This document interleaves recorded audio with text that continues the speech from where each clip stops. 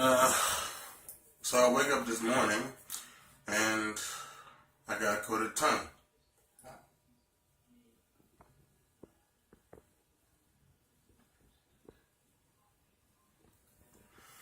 Yeah, but having a coated tongue is a sign of that your body is detoxing. So it's just another sign that things are on the up and up, working as the way they should. And yeah, but that's gotta go. Gotta brush this off. So yeah, I'll be back. Yeah. Ah.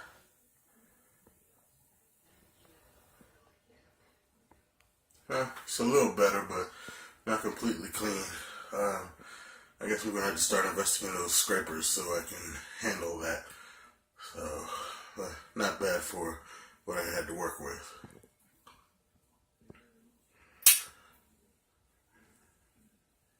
It's progress. Today is June 11th. It is 4:06 p.m. right now.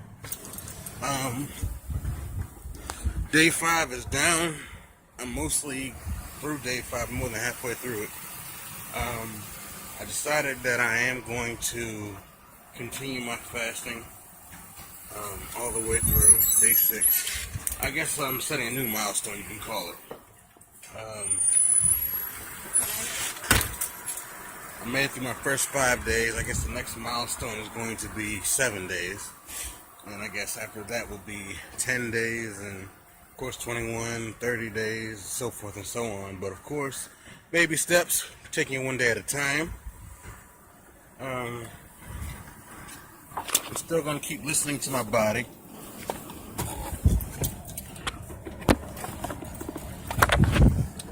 As of right now,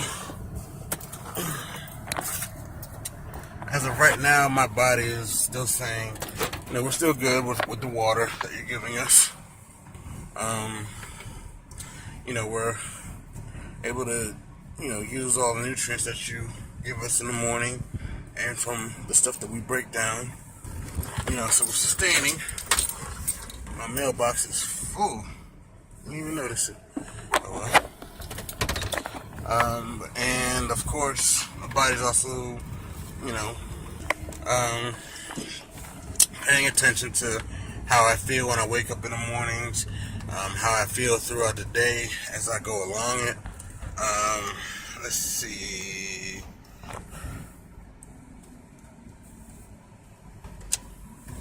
As far as how I feel today, it's pretty much just like how I did on day 3 when I woke up and when I found out I was in ketosis. Something just told me to check that day, and just to see if I was in it, and sure enough it was. I was like, wow, I gotta document that. Congrats to me on making it into ketosis. So I guess that means I finally burned through all of my glycogen stores that's been in my body. I probably had a whole lot of it because I had been on keto. I've been on the ketogenic diet for, 2.5 months now.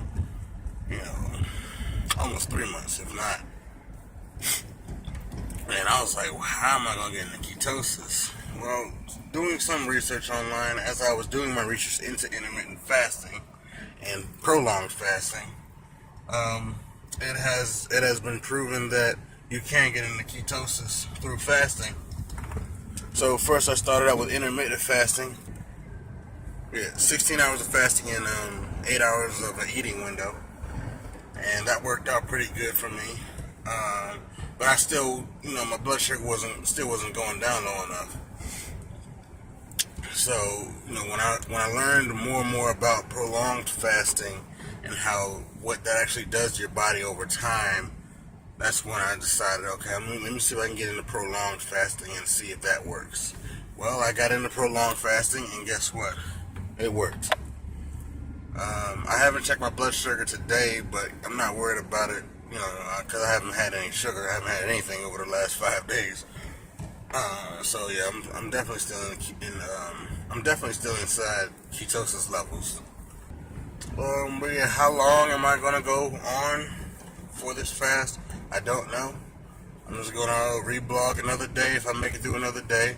Or if I decide to break my fast that day, I'll blog when I break my fast. Simple as that. I'm just going to keep it real. The hunger pains have subsided, they've gone away. But it's like at the same time, if I was to be offered some food, like if somebody was to say, hey, you want to go get some food, I can still say to myself, yeah, I could eat. Yeah, I could eat, sure. It's just that now that I've gotten to this stage in my fasting, I can turn down, the food, I can push away the plate and not even put anything in my mouth. Needless to say that it's still going to taste good if I do eat it, and I know it's going to taste good, but I don't need to eat it. I could,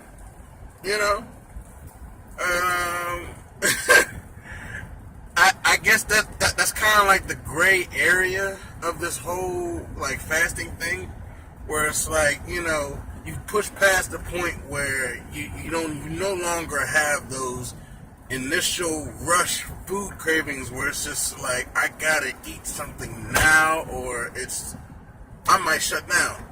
It's nothing like that, but it's like at the same time, could you eat? Sure. Does my stomach feel empty? Yes. Could I fill it with something? Yes. Will I fill it with something? Now that's the question that you have to answer. Yes or no. Right now my answer is no. But it's like at the same time I know that like, yeah, I could eat. Sure. No problem. I have no fear whatsoever that I could not pick up where I left off with this fast.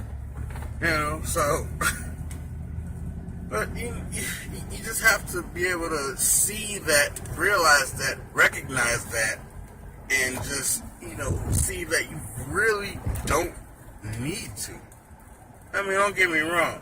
If you feel the hunger coming right back and it's at full force, and it's basically like I'm starting to, feel sick and tired, and my hunger pains have returned and they're just out of control, then yeah, by all means, go ahead and break your fast. But I'm just still getting the occasional stomach rumbling, of we got the oil and the vitamins and the vinegar down here earlier today, but yeah, we're empty again, Chief. I want to throw something real down here. And I wonder if that has anything to do with me having these empty stomach kind of pains, gases, stomach growls. Is that because that I do take some amount of calories in each and every day through the black seed oil, and I have the vitamins and minerals and the natural herbs and supplements that I also take. So is that saying like, we burnt all that up, but yeah, where's our next meal at? But it's like at the same time, because I pushed through that threshold of the third day, and I've learned to really, dumb down and kind of ignore those hunger pains. So yeah, it's just something else that I'm kind of paying attention to as I go along with this fast. Maybe if it was strictly water and like no type of nutrition, it's just water, maybe then it would have been a little easier, I'll say, to just keep going each and every single day. If you're just doing strictly water and like nothing else. Because like if your body's not spending any more energy to process any foods or anything like that, will your stomach still be growling? I don't know. If somebody else on here has done another prolonged fast, like 3 days more, like 5 days, I'll say, maybe you could let me know of like your experiences, because it's just something I'm curious about. Like, have you done strictly water, and if so, like, have you also gotten like a stomach growling sensation throughout your days, or is it just like, I'm just mellowed up because your whole digestive system might have been like maybe 98% shut down because you're just putting water in your stomach? So I don't know. if anybody out there has done a 5-day fast or more, just let me know your experience. Appreciate that. As I said in my last video, I'm not doing any of this under any type of doctoral supervision. So it's all me.